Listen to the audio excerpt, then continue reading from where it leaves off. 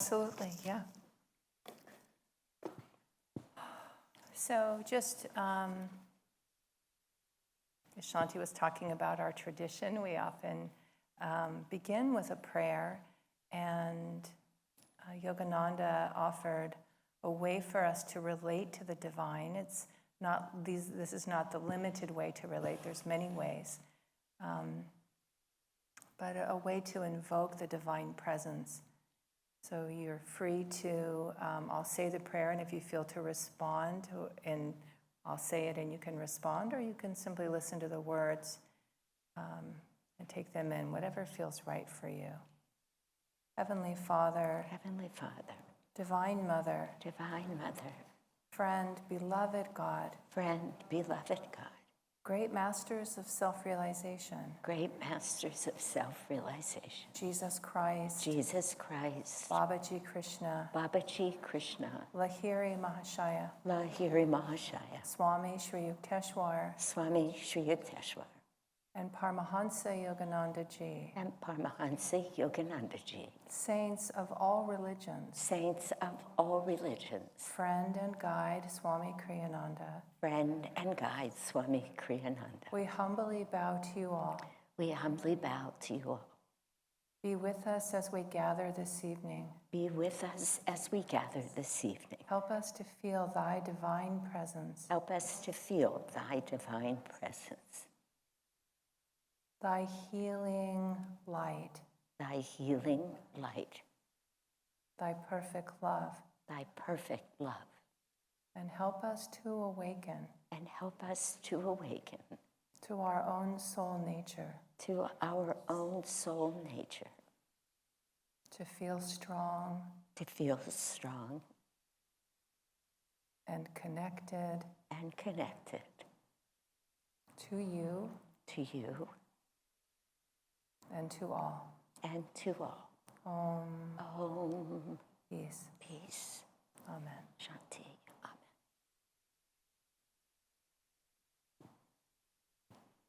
Amen. So we begin our, this is so interesting. This was a 4-week class some months ago. It was class doesn't even quite describe it. It was much more of a discussion, and it was very dynamic, and it was very deep. So we decided that every month or two, we would have a follow-up evening for anybody who felt to come back. At that time, the energy was very high. Everybody who took the class thought that they would come back, but it's not the case. Now we find ourselves once again with a relatively new room full of people. That's interesting. I say not a class, a discussion, because as some of you know, we did a 4-week session on death, dying, karma, and reincarnation. And each week, either Vivekadevi or myself would give a short little talk. It was not the most of the evening. And then people would talk about experiences that they've had. Many people were talking about experiences that happened decades ago for them around death and dying, experiences that were more recent or that they're in the middle of, and or questions that they had about any of those 4 issues, topics. And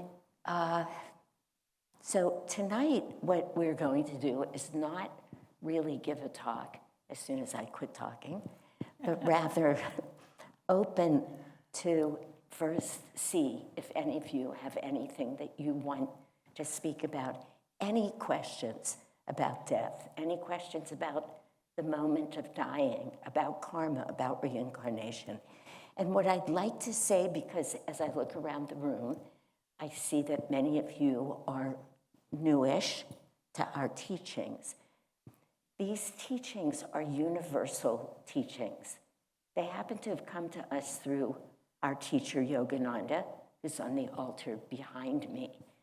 But they are precisely the teachings that Jesus came 2,000 years ago to share, and that Krishna came thousands of years before that to share, and Moses and Buddha and all of the great avatars that we all know about, plus all of the very great saints who are not yet avatars, meaning not completely spiritually free.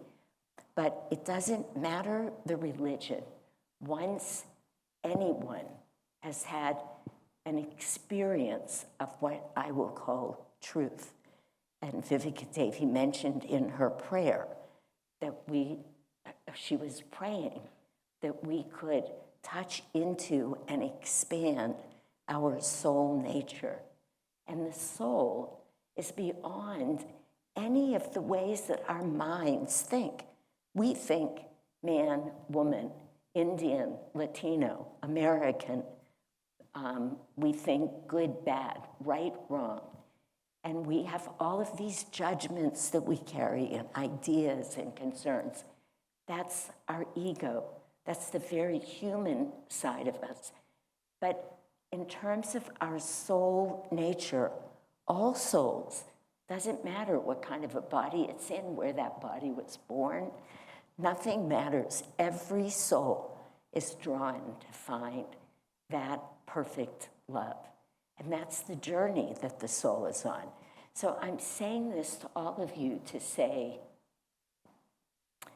what we want to share with you in response to anything you could ask or make a comment about is that which we have been taught and which we now feel within ourselves. I could say for myself, after being meditating for 45 years now, Vivekadevi can say what it's been for her probably in this whole life and probably many lives before for both of us, that we know certain truths to be truth. We know that. We know that what is true for one is true for all when it comes to death and dying. I'll just share this because I have a practice of what I call coaching, but that's probably a loose term for what I do, but I meet with people and I talk with them, either from a medical perspective or a spiritual perspective, sometimes both. And I've had several people who I've met with over the years who have had pets that they're very deeply connected to, very deeply connected to. I happen to have Max in my life right now, my little 2-year-old Havanese puppy, who I can relate to. To me, he's a soul. It doesn't matter to me if he's a dog or if it were my child. To be honest, it's a soul that I've assumed some responsibility for. And when those dogs have gone to pass, when they've been sick and they're getting ready to leave their bodies, the same truths that we would share tonight, I could share with those people, often bringing them great comfort in doing that. Because every soul's on a journey, and probably we've all been adorable puppies at some time. So I wanted to say this, these are not teaching specific to our path. These are universal truths that we'll share. So in that light, I hope everybody feels comfortable asking questions or making comments and knowing that one does not need to know about these specific teachings to be able to benefit here tonight. So I'm interested in why some of you who have not been to the class before came, or those of you who were here, certainly if you have a comment to make, but who would like to start the discussion? And we have a microphone that will pass because the space is large enough that it can be really hard to hear each other. The only thing that can be odd about it is how close you need to put it to your mouth. So we might kind of give you the signal. And James is coming up. Are you going to help, James? We don't have to keep this when it's close. Oh, This one's a bit better. Oh, good. Okay. And that's why this table is here. Very nice. Improvement. Anyone feeling brave to jump in and say, yeah, nice. And if you'll say your name, it would be helpful because some of us know you, but not everyone does. And it's just kind of nice to know who's speaking. My name is Gabriella Well, the reason why I wasn't here, because I wasn't here physically, so that's a very simple answer. You're excused then. But I like to hear talks about karma and death and dying because it gives me great comfort to know that, first of all, we have other chances, and that it sounds morbid, but it's whatever suffering I have now, I mean, eventually it's gonna end, you know? It's like I'm done, I'm gonna die.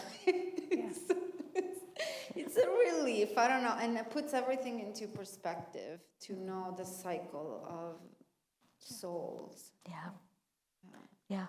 I think that doesn't sound morbid at all. I think it's very relieving in a way to know that nobody, no divine force, nothing, is expecting us to necessarily be perfect in this life.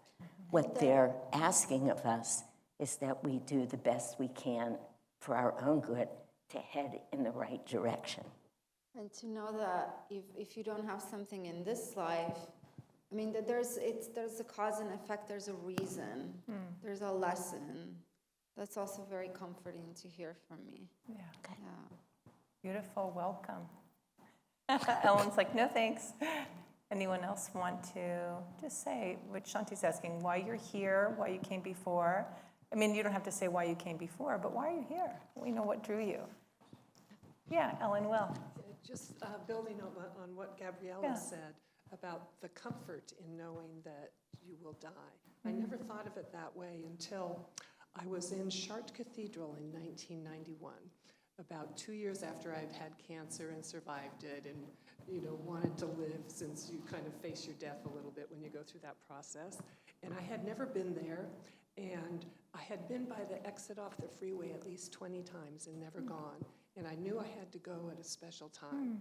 And so I went, and I was walking in there, and I was just flooded with this, I don't know what it was, but I was just flooded with something that said, it's all right to die. Wow. And it was very, very comforting. It was very comforting to know that. Wow. And, so I always remember it. That was my introduction to Chartres Cathedral. I've been back probably 20 times. Wow. But I was just flooded with that. So anyway. Thank you. Thank you, Ellen. This is so much at the core of this whole, anytime we offer a class on death, dying, karma, and reincarnation, it's always a very popular class, which intrigues me. But this new understanding, and it is a new understanding. This past week, the topic of our Sunday service, which is a reading from the Bhagavad Gita, and then a reading from the Bible, the Christian Bible, that says the same exact thing. And typically the person who's giving the sermon tries to speak to that truth from both of those perspectives. But Swami Kriyananda, in his commentary on the reading, which was titled, How High Should We Aspire? Which is a question you would think just answers itself. As I said when I started the talk on Sunday, what would we say? Oh, don't try too hard. What's the difference? Of course, we all feel we're going to do our very best to make the most progress that we can make. And I can't quote the reading from the Bible right now, but it's Christ saying to everyone, who were Jewish people at the time, of course, which is always interesting to remember, but it was true. He was saying, don't think that just by being a little better than the Pharisees and other teachers at the time, that you will attain spiritual freedom. And then it was our job to explain that. I'm not going to do that. But in essence, what he was saying is, most people feel that to attain freedom, happiness, contentment, you have to acquire a lot materially. That the accomplishments that we make in this world are what will bring us happiness.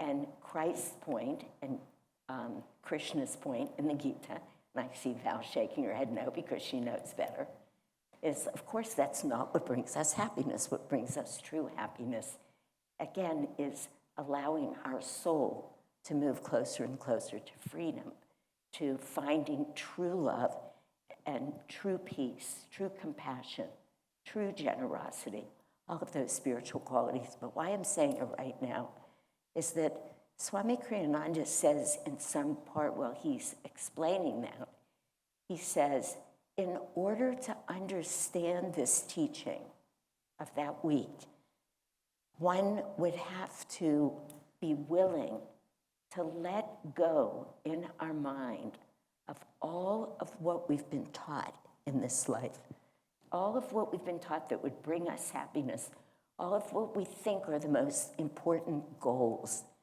and that we would have to be willing to let go of that and choose to see things a little differently. And that's true, and it's very, very difficult to do that, actually, more difficult than we would think.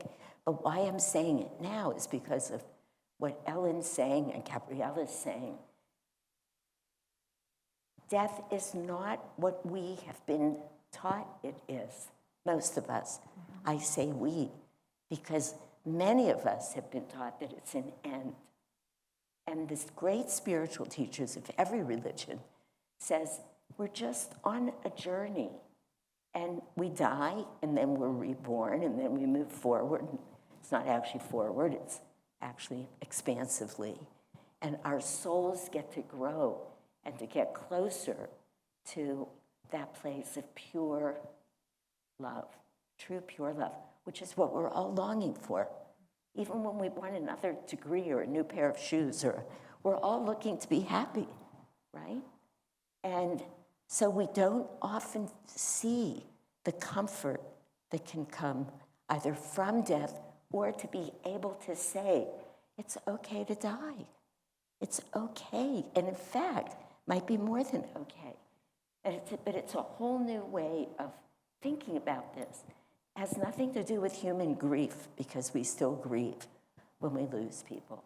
But I just wanted to say I'm saying it mostly because there's new people here again, and to really give some context for these comments that could sound like, what are they talking about? It's okay to die. But it's more than okay to die, and there can be great comfort. And I think many of us here really understand and appreciate what you're saying.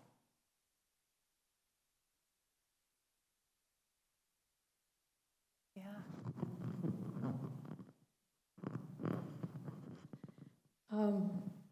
And say your first name. Yes. Oh, thank you, dear one. It's Shankari.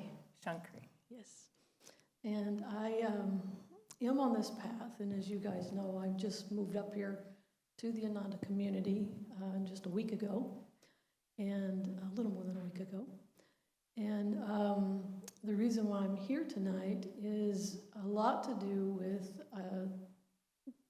going deeper into the teachings and wanting to hear it from different perspectives, as well as I think the reason why I moved to the Ananda community was for a form of healing, just in physical things, as well as just reaching that final goal that we all have on this path. Beautiful. Yeah. James, it doesn't, oh, there it is. Sometimes I can't hear myself, and it's like, is it on? Yeah, thank you. So glad you're here. Which is really just what Swamiji was saying. I mean, exactly why you moved here. He's saying, how do we learn to sort of turn around and view everything about life and death differently than, again, what most of us have thought. So, I mean, you moved to the right place. Val?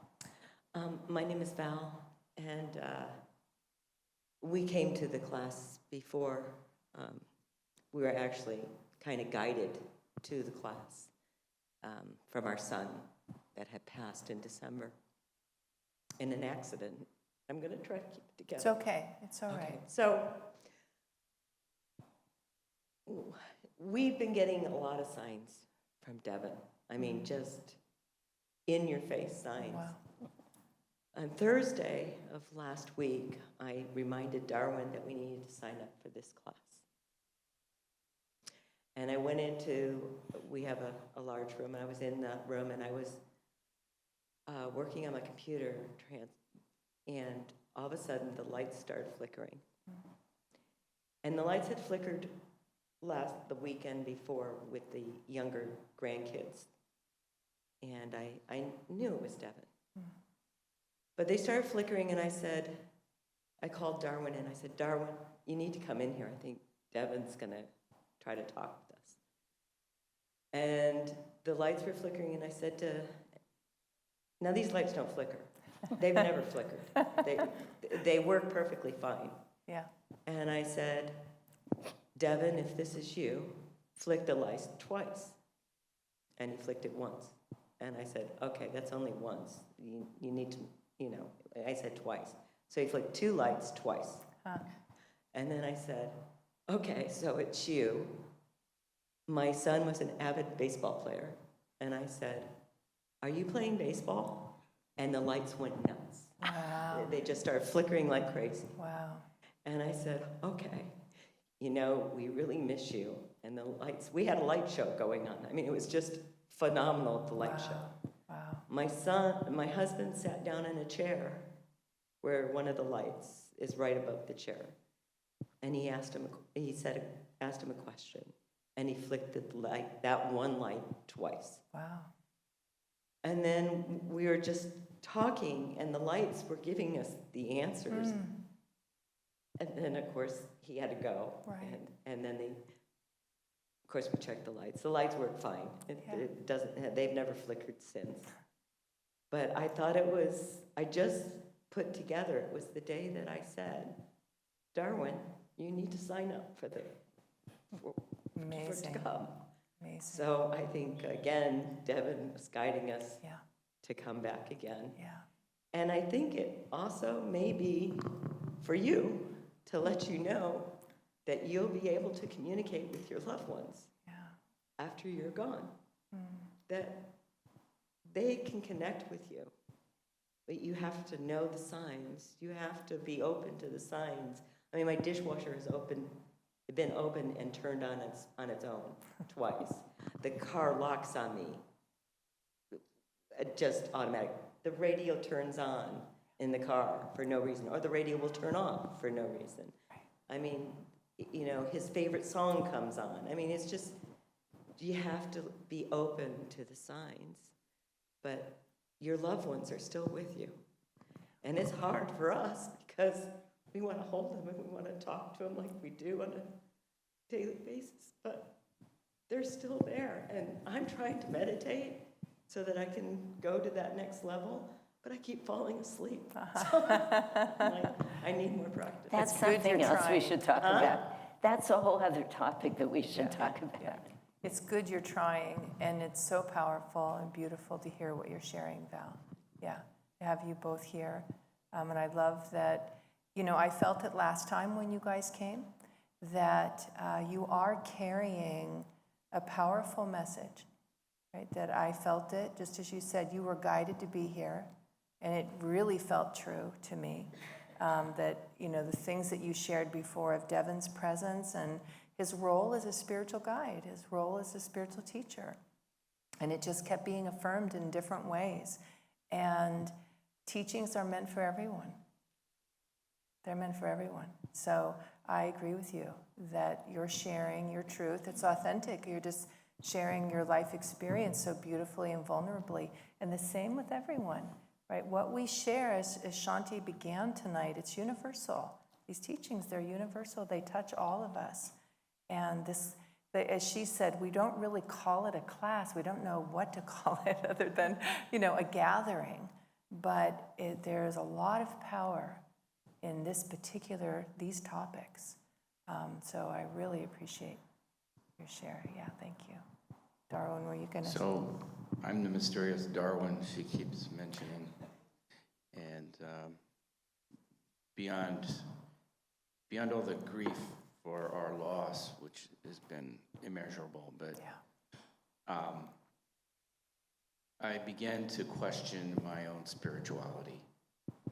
And born and raised in traditional religion, that there is a church and the head of this church or whatever is, directing people in that path and that light, and this is what you need to do. And I'm just beyond seeking communication with my son's soul, of course, in my own, this really started me on a path of spirituality to find out kind of what that means. Yeah.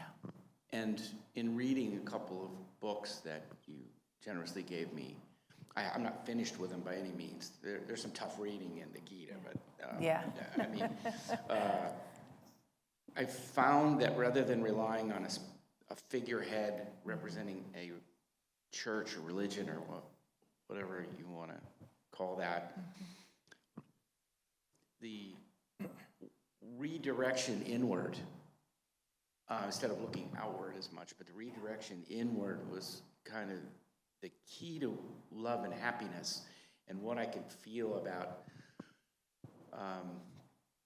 this life and the next, and where I've been prior. And so going inside, Yogananda was talking about that, looking, perhaps I should look inside instead of outside, and uses some really good examples that you can actually understand, unlike the Bible, which is parables and all that. But so why did I say that?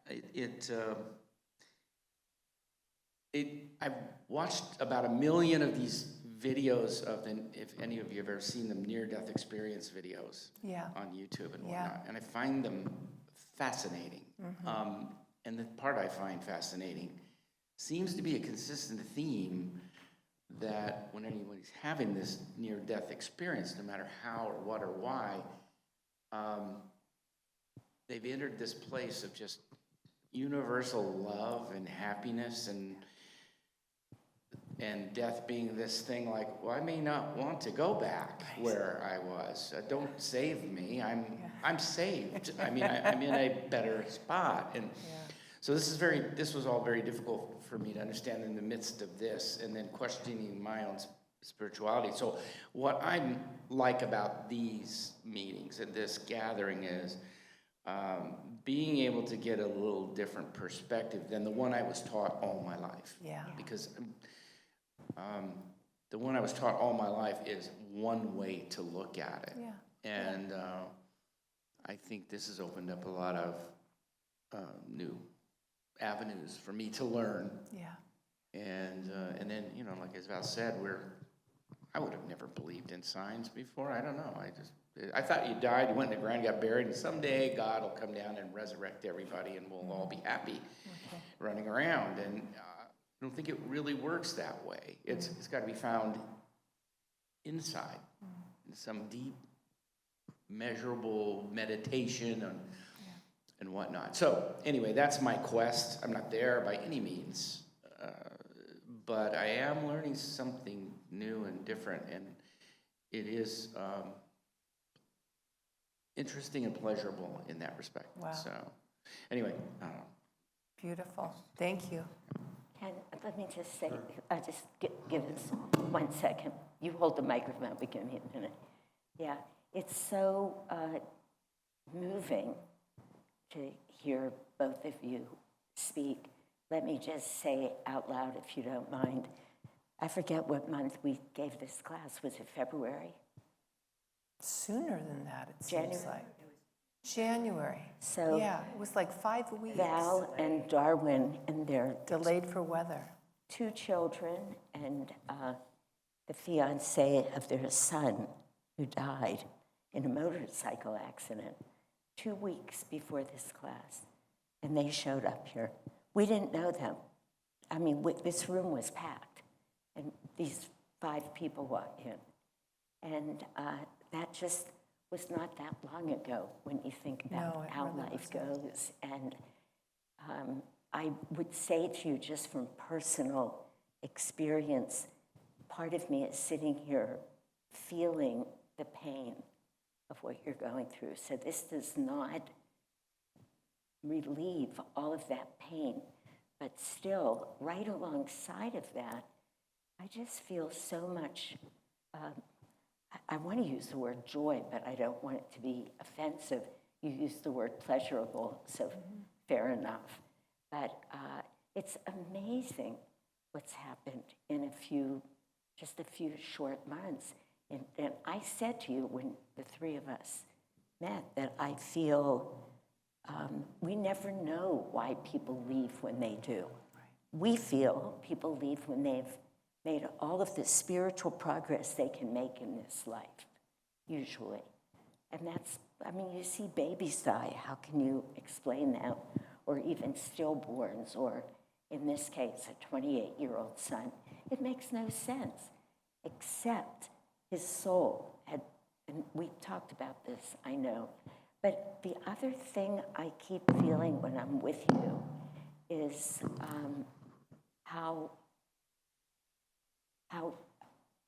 much you've been given through his leaving, and how much he knows that. He's so aware that part of his, it seems to me, I don't know this, I don't want you to think I know it, but part of his purpose in this life was to launch you or to keep you, Val, on a spiritual path and to help you see some truth. It's a different way of looking at things, but it will resonate in your heart. On the first page of Yogananda's book, Autobiography of a Yogi, which I did not give you, I don't think you have it, but it still doesn't even feel right now. It's not the point. The Gita was a much better choice for you, I think. But Yogananda writes on that very first page, lest ye see signs and wonders, you will not believe. That's what he says. And then he goes on to write an entire book filled with miracles, filled with what we would call miracles. But he's saying to us, when these things start happening in your own life, things that you know are not sort of humanly possible, it helps you look at life in a different way, and it helps you open to it. So, lest you see signs and wonders, you will not believe, says the avatar. But I feel here's Devin showing you signs and wonders, because the lights are flickering, and he's finding any way he can to communicate with you. And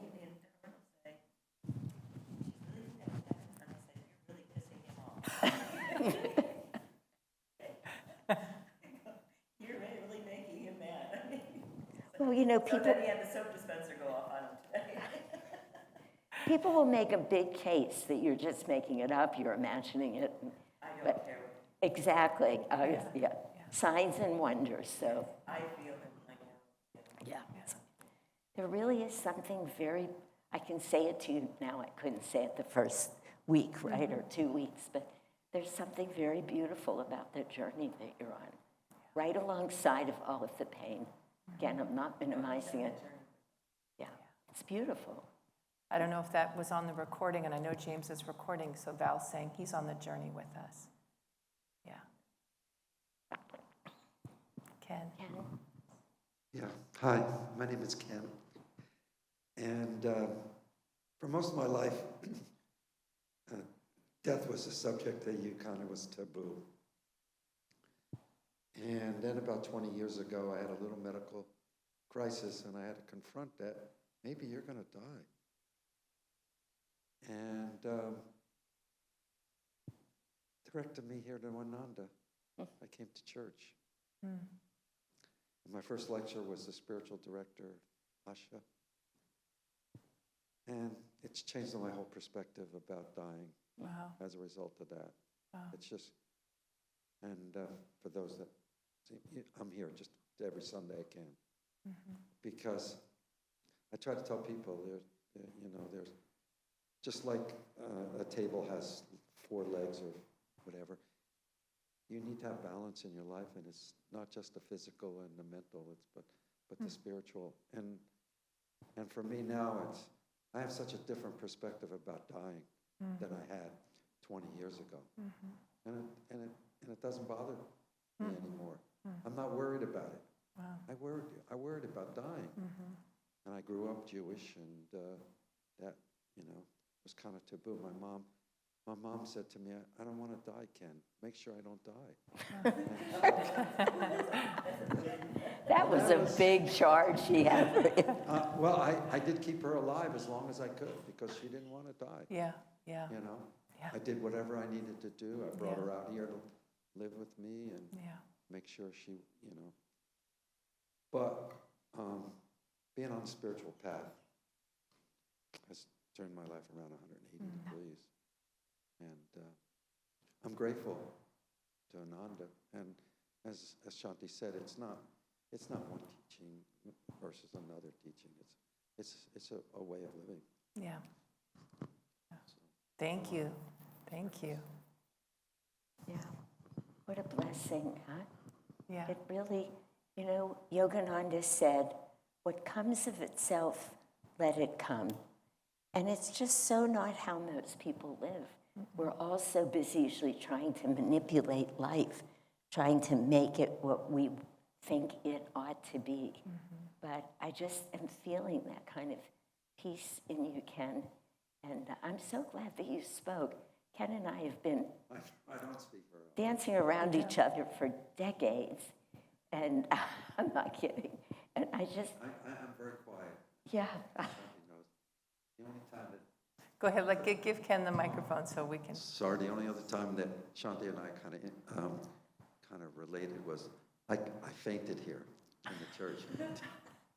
So that was during when I was going through a crisis. Yeah. Whenever anybody faints in the church, I want you to know the first thing that comes out is, where's Shanti? the first thing, Sometimes I sit in wherever I am sitting, or even when I'm up there at times giving a talk, and I'll say, be prepared. What if somebody calls you right now? What if there's a cardiac arrest? I'm always getting ready, probably because of what happened with you again. I'm sorry, No, I said I'm always getting ready, probably because of what happened. Well, thankfully there was another doctor in the congregation, David. Oh, David, yeah. He took me up to Palo Alto Medical Center. Yeah, I remember that now, actually. Yeah. It was back in the... But I was ready. Yeah. Antala. Okay, I'm back because I think the classes that we took together helped me so much. It was very early on that I had, from a very early life, I had a fear of losing loved ones, not my own death, but loved ones. And I think I lived quite a long of time with that fear, although I never lost anybody. So I wanted to confront that fear, and I think the class helped me a lot. And at the same time, like, my cat is going through like a terminal disease, and that was very difficult for me. And I think through the class, there was so much that I learned. There were, like, I think not just the class, over a period of time, just being here in Ananda, I have grown so much that I'm able to deal with it so much. At the time when I was here in the class, the doctor had almost like said, we don't know, you just have to be ready to let her go. But she has been fine, and it's difficult, but she has been fine. I think it's been a very big blessing for her to be in the community. She comes and sits on me when I'm meditating and when I'm chanting Om. So I think a lot of my own presence, of my own growth is helping her, and she has been helping me. And the other thing that I realized was this experience has been a blessing for me to grow stronger.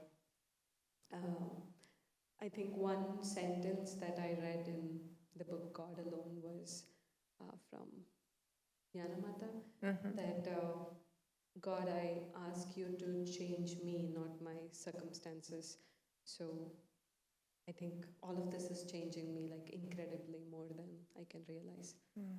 and I don't even know what else it's preparing me for, but I think it is. And another thing that really happened in the class, I think it was in the last class, we read the Ascension ceremony words. And when I was reading that, I did not know who to think about, because all my grandparents had died before I was even born, and anyone who died had died very peacefully, so I did not know. I was like, who should I think about? All of a sudden, like, my grandmother, who had died not naturally, but she had committed suicide, came to my mind, and I was like, oh, you are the one who's looking for prayers. So I had prayed for her. I hadn't even thought about it, but it just came to me. And just after that happened, a few weeks later, my mom went into dealing with the same thing, because she hadn't dealt with it for many decades completely. Wow. So I was able to share this experience with her, and she is dealing with it in a much positive way, because I was here and because we did that. Wow. So, thank you. Yeah, beautiful. Thank you. That really is wonderful. Yeah. You never know what we're going to get through a class like this. That line that you quoted from Sister Gyanamata, who was Yogananda's most advanced female disciple, a saint in her own right. She made that statement in a prayer. She wasn't teaching, she was praying, and said to God, change no circumstance in my life, but change me. Meaning, I know what comes to me in life is here for me to learn from it, to grow with it. So I'm not asking you to make life circumstances different, but help me expand beyond them. It's a beautiful, beautiful line that helps with whatever it is we're confronted with in life. Hello, I'm Monica. I'm going to try to keep it together, but I know nothing about the teachings of, I don't even know how to say it actually. And so, but my friend Val invited me and my son to come tonight. I think I've always been connected to death in some way. I experienced my first loved one passing when I was 17. I was in the room with him when he took his last breath. He was an uncle, a very close uncle to me. But then I experienced the joy of life as well. And I got to be in the room when my first niece was born. And for me, it was almost the same experience. Yeah. I remember the passing and the coming. I'm like, wow, this is very much the same. Yeah. So I was able to also be in the room, obviously when my kids were born, but not the same experience. I'll tell you that much. But I was in the room because I'm somewhat of a pushy person. And so my sisters, I have a lot of sisters and cousins, and they all like, you do such a good job being there in delivery. Can you be in my delivery too? So I got to see the birth of many of my nieces and nephews. Beautiful experience on that side of the table, right? To see life come into the world. And so when I was there administering morphine to my mom when she died, it was a beautiful experience for me as well. And the same when my dad passed. My dad passed first and then my mom.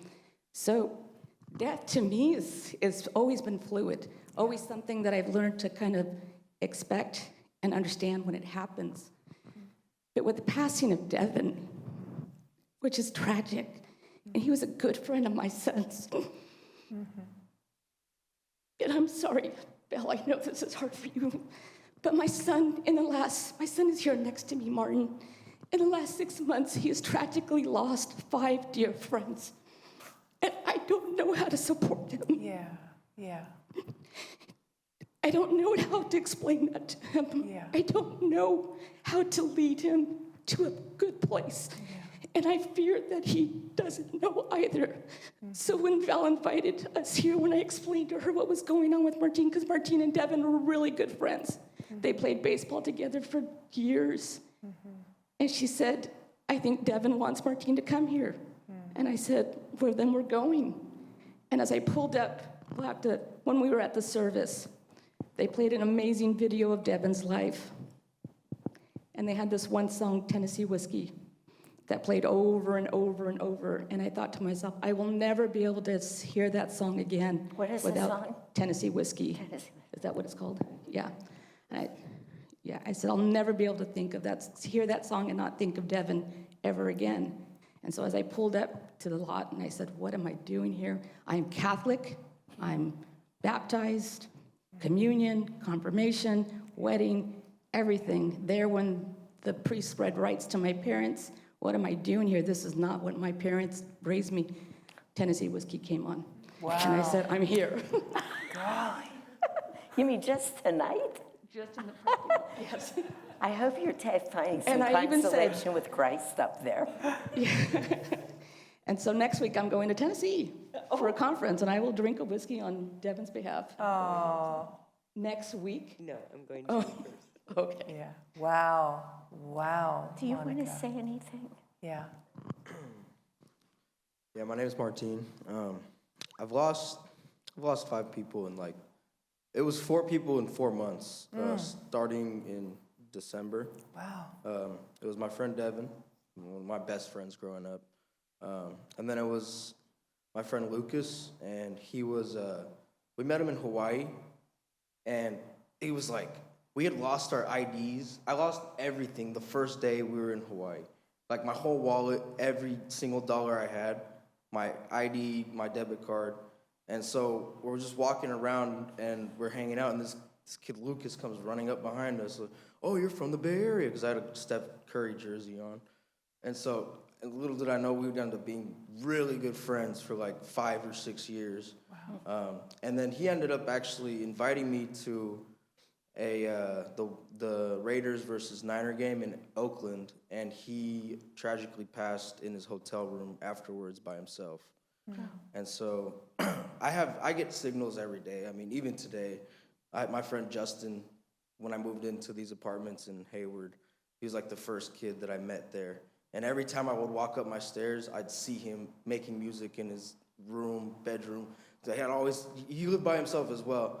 And I'm starting to realize that a lot of my friends that have passed, they were always the people that kind of were, they were their own character. They were characters, you know what I mean? You can easily identify them out of a crowd. And it's, it gets scary because, I'm one of those people. I'm that type of person. So I've struggled with thinking oh, is this following me? Right. Or is this is there a reason why I was chosen to deal with death so often? And there is a reason. You have to be able to grow through it and help other people out, because it happens every day. It happens every second. You know what I mean? And just statistically, it's going to happen next to you at some point in time. So it's good to be prepared. And I appreciate that we came here. It's nice to be with the family, because this is the first time I've seen them since the funeral. Wow. So yeah, it's nice being here, and thank you. Appreciate it. Yeah, so glad you're here, both of you. There are so many things that happen in life. I'm speaking to your mom as much as I'm speaking to you right now. They're not logical. We're so used to helping people feel better by giving. I know you know this, I can tell just from what you said, but I think it bears saying. We're used to trying to support people by offering them a reason, a way. And I think something like this, even if it were just Devin, even if it was one friend, never mind, who knows why this succession of losses happened. But this is when we realize that we either have to be able to find a way into some much deeper place where we talk about not even just belief, but faith in something, because it will never make sense. You cannot make sense out of a 28-year-old Steph. It's just, and I mean, I could list 30 things that I heard about in the last few days that don't make sense. And yet, as soon as we begin to look at life again from the perspective of spirit rather than logic or heart, and it sounds, Martine, like you're doing actually a fairly good job of it, of just knowing things happen in life and in death, and they do. But it's very hard, I would imagine, as a mother, when you just want to say the smartest thing that will get your child through it, and there's nothing to say. Mm-hmm. It's just a time where you reach out and hold somebody, or you at least hold them in your heart if he doesn't want you holding him anymore. I just could see, I wasn't sure he was going to. Yeah. But you know what I'm saying, though, really, to hold, because I really can feel that when you say, how do I walk my son through this? Mm-hmm. But the truth is just sometimes we do that by being very still and being the love, just being that love, so that he always knows where he can come for that love, which I'm sure he does. I mean, I'm sure just because you're a mother and a son who are here together tonight, how often does that happen? Mm-hmm. Not a lot, I'm telling you. Yeah. Where's the mic? So, yeah, let's not pass it till we're ready. Yeah. I think if you ever knew Val and Devin, they were the same person. They were the same soul. Mm-hmm. So it doesn't surprise me that Devin is so connected, and Darwin too, for sure, but I think, Darwin, you knew this too. They were the same soul. And I feel the same connection with my son since he was in my womb. And when he came out, that we are also the same soul and connected beyond this life. And so I have a daughter too, and I don't feel as connected. I mean, she's great and everything, but she's a different being altogether. So I just think that Devin recognizing his pain and hurt brought me here with Val and Darwin as well. So, and I appreciate you guys welcoming us here tonight, and I'll try to be as open-minded as possible. Yeah. You know, we had a very beautiful, were you going to say? Well, I was, but it's okay, just keep the mic, don't, because you might want to respond. I'll say after you. Very powerful experience within our congregation not that long ago. There's a young couple, an Indian man. He moved here probably now, I don't know how many years ago, but eventually his family found a wife for him, which still happens quite a bit in India.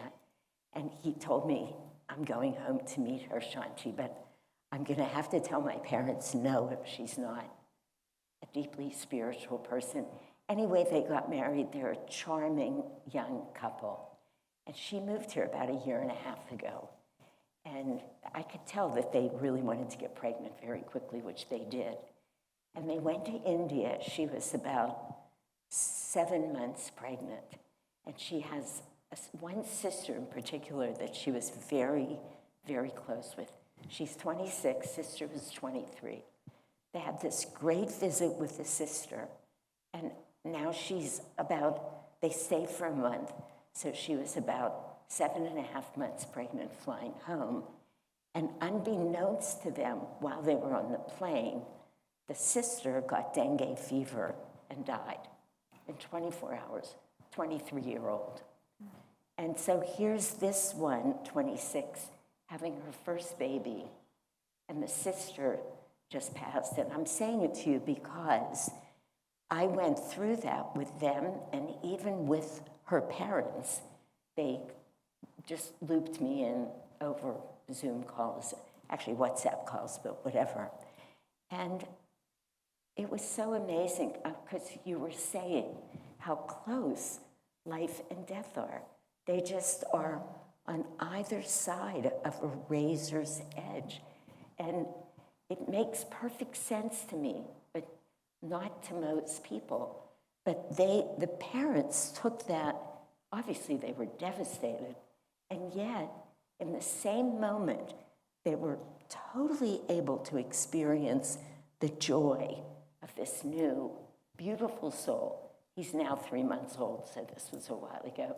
He is just he's such a great, great soul. I think his first word was Om. And he's just charming. And it was just, they could live with that notion of life and death. They lost a daughter.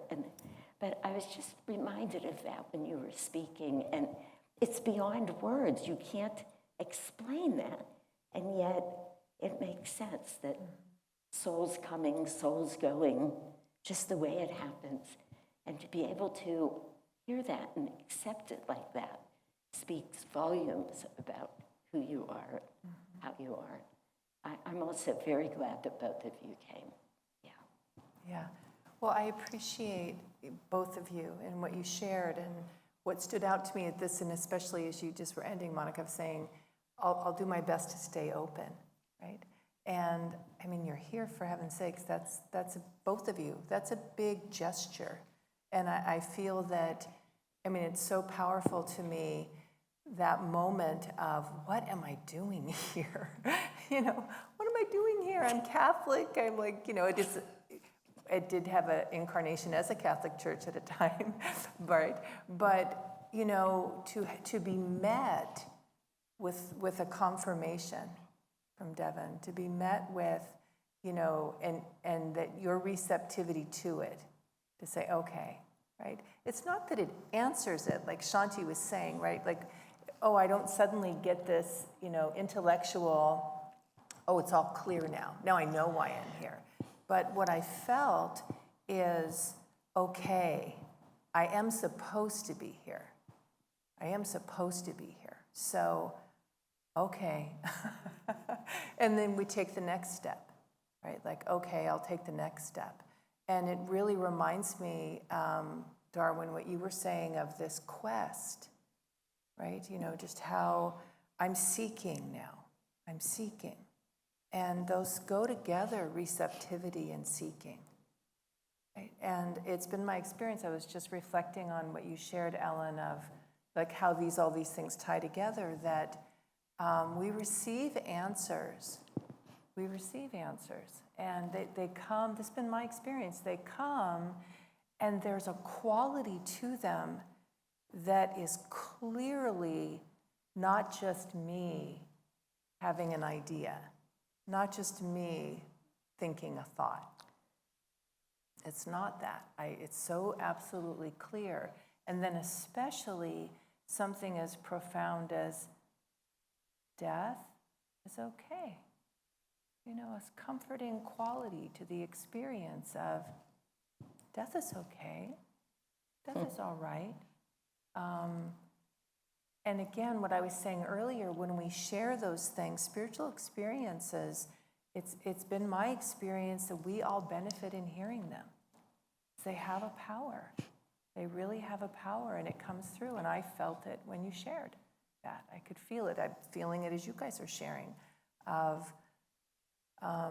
It touches my soul. It gives me, it deepens what Shanti was saying, that, you know, faith is experience. I can believe something. I can believe a teaching. I can believe a concept. I can believe it. And when I experience the reality of it, that belief becomes a faith in that teaching. And it's just an extraordinary, well, I'm reminded of a story, so I'll say this. A priest, so I have Catholic background, and I was a lay missionary for a while, discerning being a nun. I felt deeply called to spiritual life, and that call never changed, I'll say, but so it's just how it gets expressed. It just gets expressed, but the call remained, right? The call of devotion and love of God and serving God. And so for a time, I was in a diocese in East St. Louis and serving with, there were a few of us, young women, and we were serving in this community, and the priest in that community, wonderful man, was telling a story about how God can surprise us, was basically the story he was saying. And he said in this community, there was a prayer group that had been praying for, I'm trying to think the way they said it, but basically, you know, Pentecostal, so if you know what that is, but it's like a living experience of the divine, right? And it can be expressed in some pretty extraordinary ways, one of them being the tongues, the gift of tongues, right? So I've never seen it, but he was telling me this, right? And it's charismatic. So there was a charismatic prayer group, And they were all deeply praying for God's presence. Come to us, come to us, come to us. And they met regularly, right? And then, I don't know if it was the night they were meeting, a group from a different religion, Christian, but a different church, how they found them, I have no idea, came to them and said, when we were meeting, we started having experiences that we cannot explain and we do not know what's happening. Some of us were talking in languages we've never heard of before. Others of us were having these experiences, right? And we heard that you know about that, right? So we came to talk to you, right? And they're like, oh, okay, yeah, well, we were praying for that. But it came to you. And it was the beginning of an interfaith community relationship where churches that never talked to each other and thought, well, yeah, we both love Jesus, but it's kind of been on our understanding that you're different than us. And turns out they weren't all that different from each other, right? And they all agreed, oh, God did that. Oh, God did that. God wanted us to meet each other and talk about, well, how can we work together to serve the needs of our community? Right? How do you do it? How do you do it? And, you know, I still remember the power, and he was talking to us about, you know, pay attention, stay alert, look for God, look for the presence, look for the living presence of we're not alone. And I was reminded, Ellen, when you were talking, a dear friend of mine many years ago was praying, walking, praying, and she was saying a prayer, Lord Jesus Christ, have mercy on me. And she didn't identify as Catholic, although that is often a Catholic prayer, and she recognized that, right? She'd heard it, someone had recommended, encouraged her to say it. And she was like a mantra we say in Indian teaching and yoga teaching. She was saying it, walking. It was kind of, she just wasn't really thinking of anything. And suddenly, just as you described, a presence came to her. And it was palpable, tangible, and transformative. She felt Christ. And she felt him saying, I'm with you. You're not alone. Every step you take, I'm walking with you. And it changed her life. It really did. She didn't become Catholic, right? She was like that. That wasn't the message for her. But she did feel in the depth of her being, Jesus is walking with me, right? God's with me. And the comfort of that presence. So just these different stories, you know, back to what Shanti was saying, lest we experience the miraculous, you know, and what I appreciate is it doesn't have to be mine. It doesn't have to be my miracle. I mean, I'm grateful for the moments that I feel the miraculous. I'm deeply, profoundly grateful. But I feel equally grateful for someone else's because it comforts me. I feel like, so stay alert. So I'll do my best to be open-minded. That to me is the practice that I practice, right? Because as Shanti said, you know, the logical mind is not going to get me there. I'm not going to reason certain things out. And it doesn't mean, Swami Kriyananda, he's the founder of Ananda, he said one time, you know, open-minded doesn't mean your brains fall out, right? Like the idea isn't you stop thinking and you stop being reasonable and you stop questioning things. Like, that's not the point. We're given a mind for a reason, right? But to begin to work with that facility in a way that brings us to truth. How do I use my mind to discern truth? And that's the difference between analyzing, figuring it out, oh, now I get it, to now I understand. And that's wisdom. Wisdom is you know, I get it as often, I've put the facts together, they make sense to me, good, right? Wisdom is a depth of understanding what's happening the facts. I mean, it's different than that. And so our school is living wisdom school. And it's a way of, based on Yogananda's teachings, but it's not this path. People come from all different traditions. And one of the things I love about the school is all the different traditions they do, right? It's a joy to be around the children and just watch that happen. So anyway, those were some things kind of flowing through me as I was listening. And I know you started to bring the mic over. No pressure to anybody, but anyone feeling to share. Don't even know where to start. I'm Amanda. I was first drawn here. It's been really interesting. I started the journey of, as Darwin said, going inward about 1.5 years ago, and started really exploring that. Okay. I'm bumping. Thank you. Oh. Thank you. Sorry. No, it's okay. I thought I was doing something wrong. There's multiple pieces that have been coming up. I've been very deeply in a lot of awareness of karma coming through, and in that, I am seeing the karma that magnetized into this current lifestyle, or into this current lifetime, and also the awareness of like the karmic trajectory prior. I've had some really large karmic resets. Very briefly, I was born in Ireland to a Catholic unwed mother who was 17, shipped off to Northern Ireland. There was a lot of trauma, a lot of adoption stuff, a lot of moving, a lot of loss. I lost my nana when I was 17, and then I lost my bio mom when she was 50 to cancer. And so multiple things. Home, big thing. And then also never feeling safe in my body, and realizing very recently this karma's all come to clear. Not clear, but come to awareness in a few ways. Number one, anytime I have a bump or a scratch, I think I'm gonna die. So that is something I'm coming to terms with. Hey, could you do me a favor? I'm having a lot of trouble understanding you. Would you keep the mic just a little closer? Thank you. Yeah, absolutely. Oh, there we go. Yeah, it's much Everyone else had it here, and it looked so cool, but I guess I need it here. So I guess I would say I'm noticing a lot of karma clearing around the sense of home, and around the sense of safety in body, and then the awareness of the body home, and that really drew me here. And in this same thread, like a few weeks ago, I had a very crystal clear experience of I was laying in a bed next to a friend of mine. We were at Harbin Hot Springs, and just going to sleep. And I remember laying there feeling half asleep and feeling like my soul started to leave my body and go up.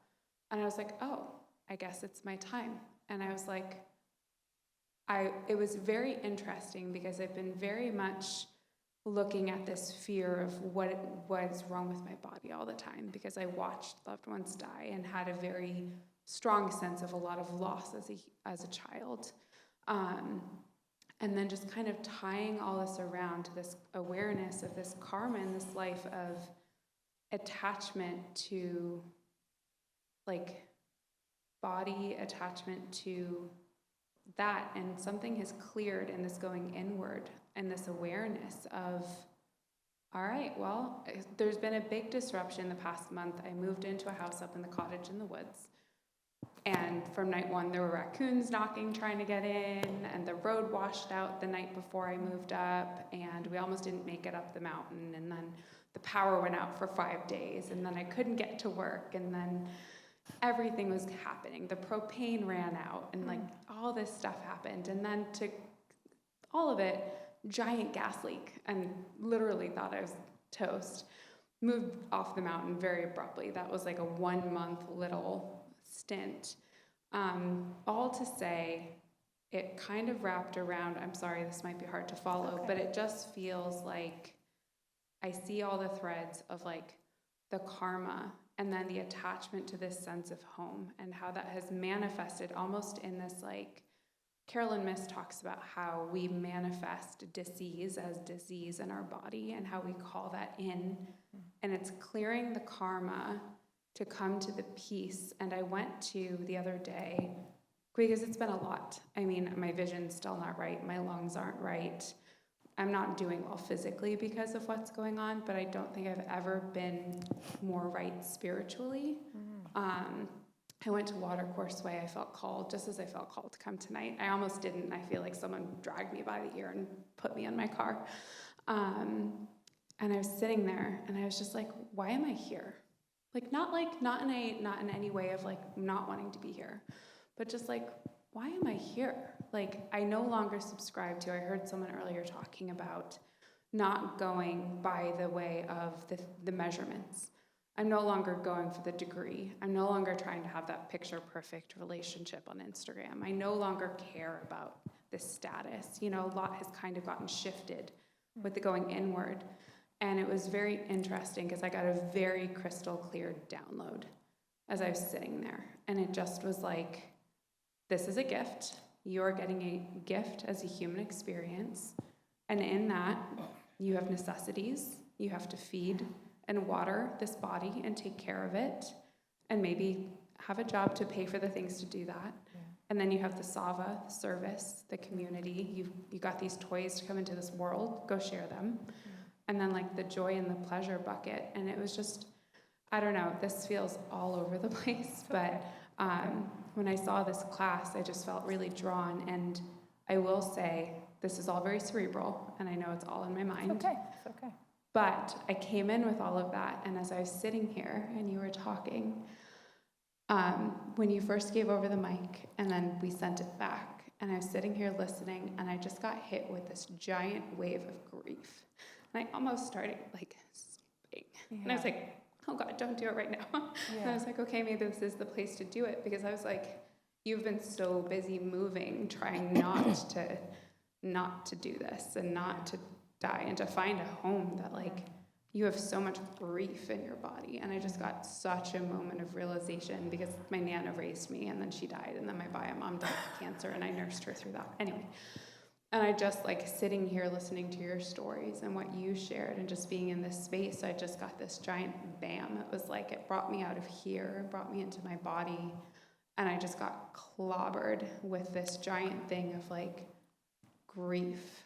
Be in the grief, allow the grief, see this grief, because I've been so afraid to feel it since, I think, honestly, very, very early on. And then just seeing you like express it and be in it, it's almost like it showed me, like my body just relaxed and just wanted to fall apart. And it was like, we need that, like that. Like that thing, it's like you almost just like were an example and kind of viscerally, somatically gave me that.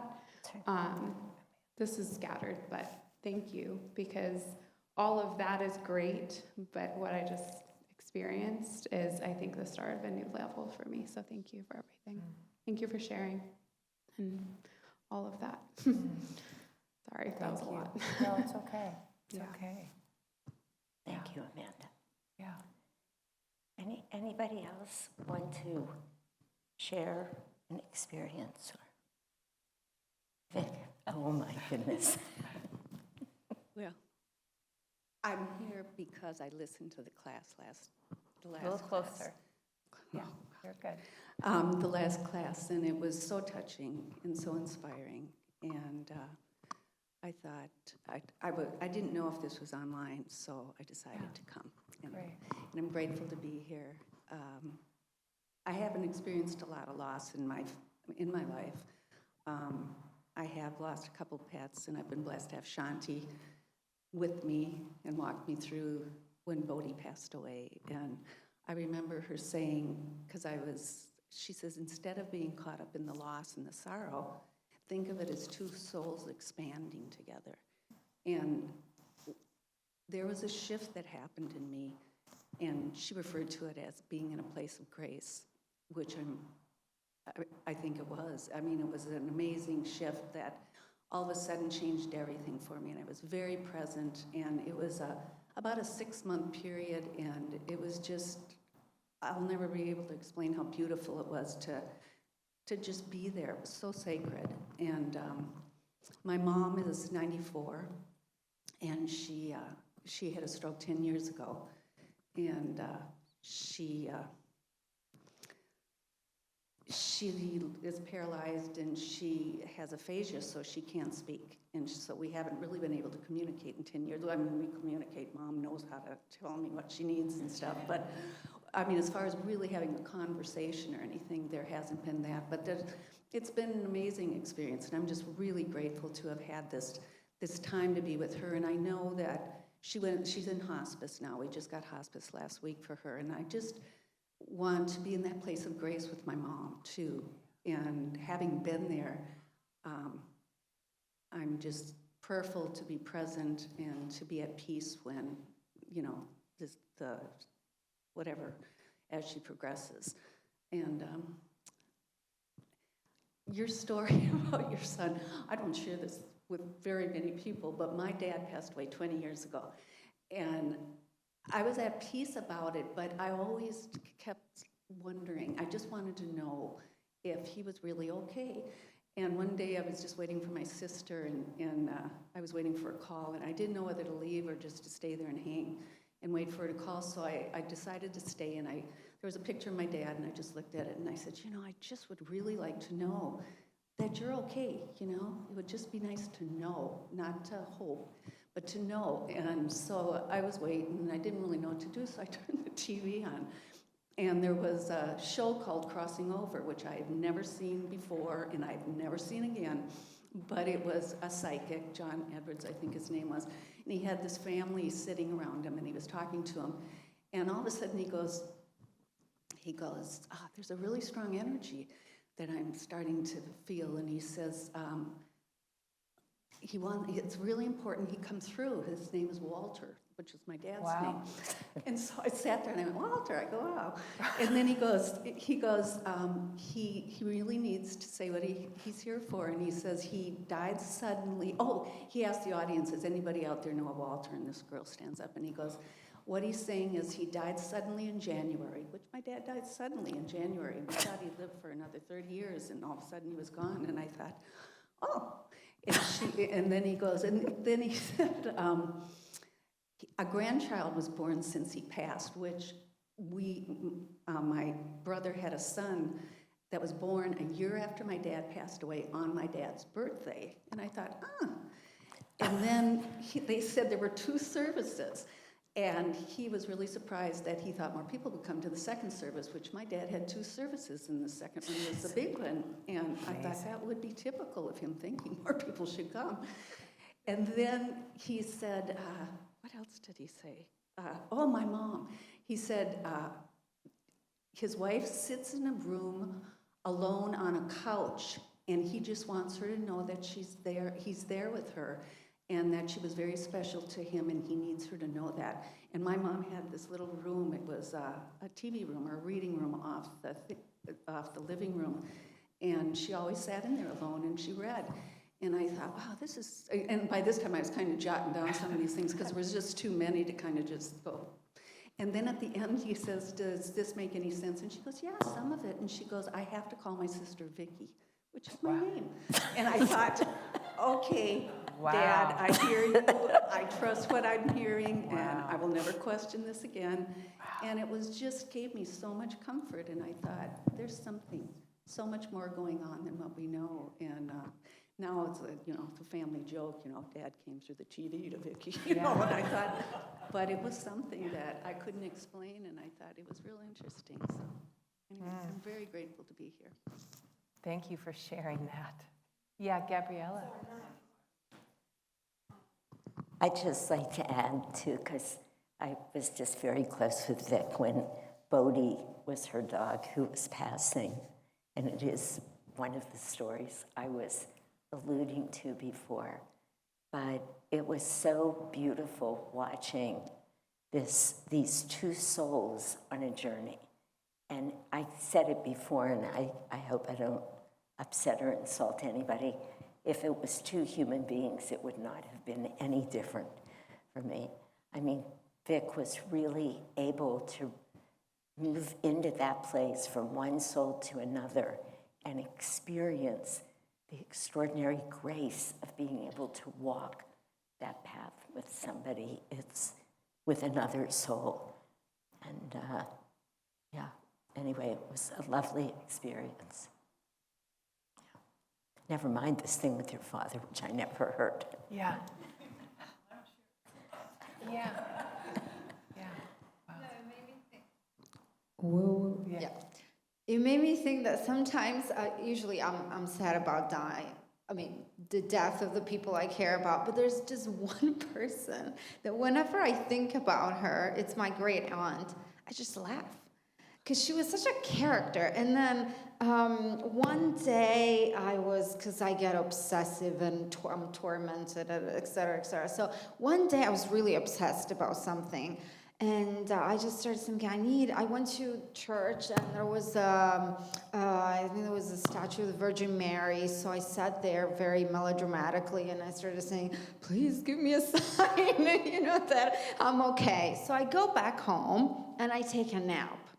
And so for the first time, my great aunt appears to me, but she appears to me in a very funny way. Like she just had her hair done, She had she was wearing this sort of white dress, and she was just there, very, ready to go out or something. And I just, when I woke up, I said, well, it was the first time she appeared to me, and I said, okay, I guess it's gonna be okay. And then I had another dream of her, and she was a comedian in the dream on the stage. And every time I dream of her, she has that energy. And so every time I think about her, I'm never sad. But she's the only person who died I don't feel sad about. And when my grandfather died, I got mad at him because he hadn't appeared to me in my dreams. I said, what, you don't love me? What is this? And I got really mad and I started talking to him. And then that night he appeared to me and he was sitting on the couch looking at me with this face saying, you see, I'm here. And so I started thinking also of the concept of time, because the time as we perceive it on this earth is not time as they perceive it up there. So we think that they've been silent for many years, but for them it's a split second. So I had that experience also with my grandmother when she appeared in my dreams. I have people appearing in my dreams. That's how I communicate with them. And she appeared for the first time, and I said, well, you took your time. You died when I was 8. But for her, it was not the time that I experienced, right? It's kind of like, so it got me thinking. And an interesting thing that Asha said, Asha is the spiritual director of Ananda, during a talk about death and dying, because Yogananda says that when we die, we go up into the astral world. And so she said that the astral world is sort of an image. The physical world is based on the image of the astral world, but it's a freer world because there's no body. And so we come from the astral world, and when we die, we go back to the astral world. So she said, a death on the material plane is a birth in the astral world, and a birth on the material plane is a death in the astral world. And I thought it was so interesting, and it gave me a lot of food for thought about how the universe works and how there's so much that we don't understand. And then the last story I wanted to share was when I was very little. I was 2 or 3. I used to get hit by these currents of terror of death in my belly. And I still remember because they were violent. And I used to say to my mother I had fear in my belly. And I think it was coming from another life, probably. But it was so vivid. And, who knows, but. Yeah, it's thank you, Gabriella. When Val was saying, and I don't know who you were looking at, Val. Were you looking at Gabriella or Ellen? You would look this way and you said, I think,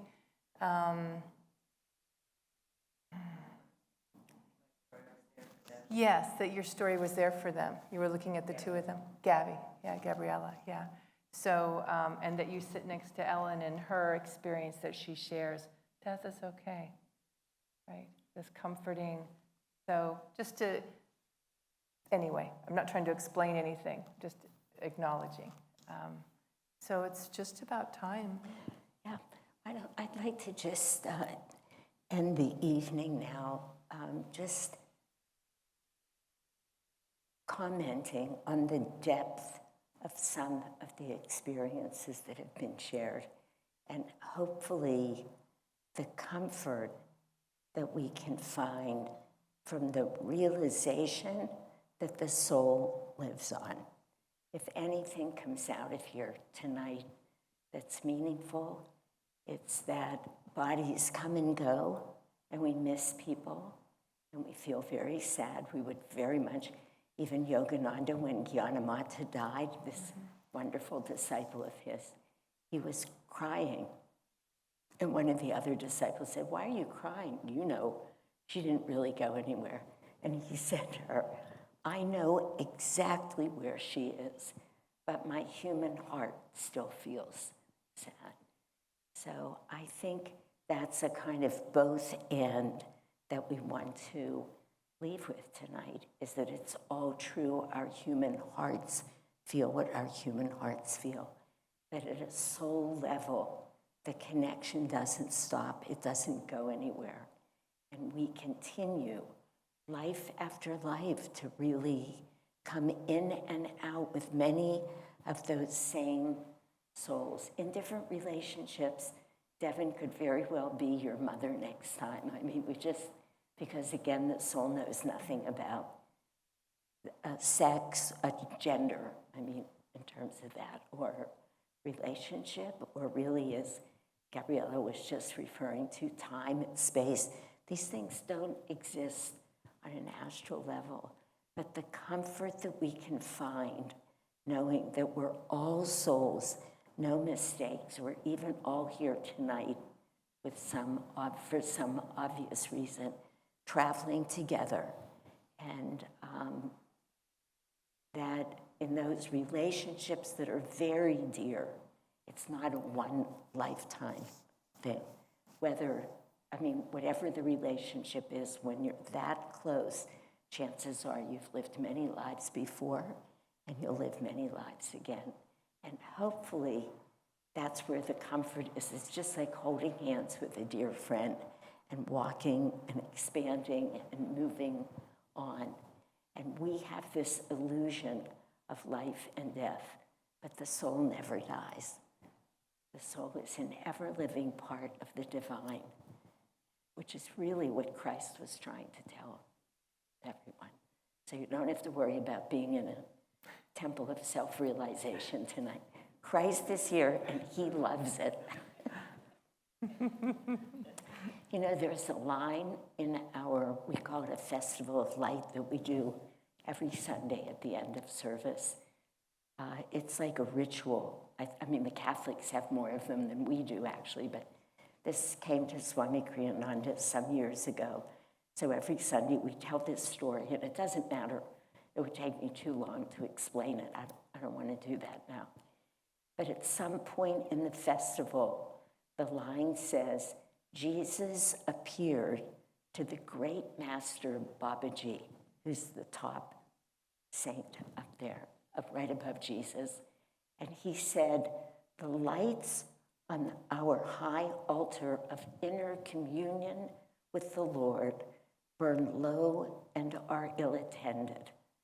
Those still lit on lower altars of good works, the noble taper of inner communion, burns low and is ill-attended. So Jesus is talking to Babaji, soul to soul, and he says, let us together in Christ's love set lights ablaze on that high altar once again. So, and those come from true realizations and stories, but all by way of saying, these masters, they don't feel there's any difference. Doesn't matter that from Christ came Christianity or Catholicism, and from Babaji, in this moment, came Hinduism. They don't care. They're saying, let us together in Christ love, not Christ's, not possessive, but in that which we call Christ love. That's the love of the soul. That's which every one of these saints and sages of all religions really open their hearts to. They don't know from religions. That's why we can all feel so close here tonight. We have such very different backgrounds. I was born and raised in a nearly Orthodox Jewish family. You know, couldn't be any more different than a Catholic upbringing in certain ways. But the truth is, we're all here because we all felt that spark of divine love. So, is there a difference? Not really. So, trying to help you not feel guilty when you come. All right, friends, thank you all for coming back and for being here. Yeah.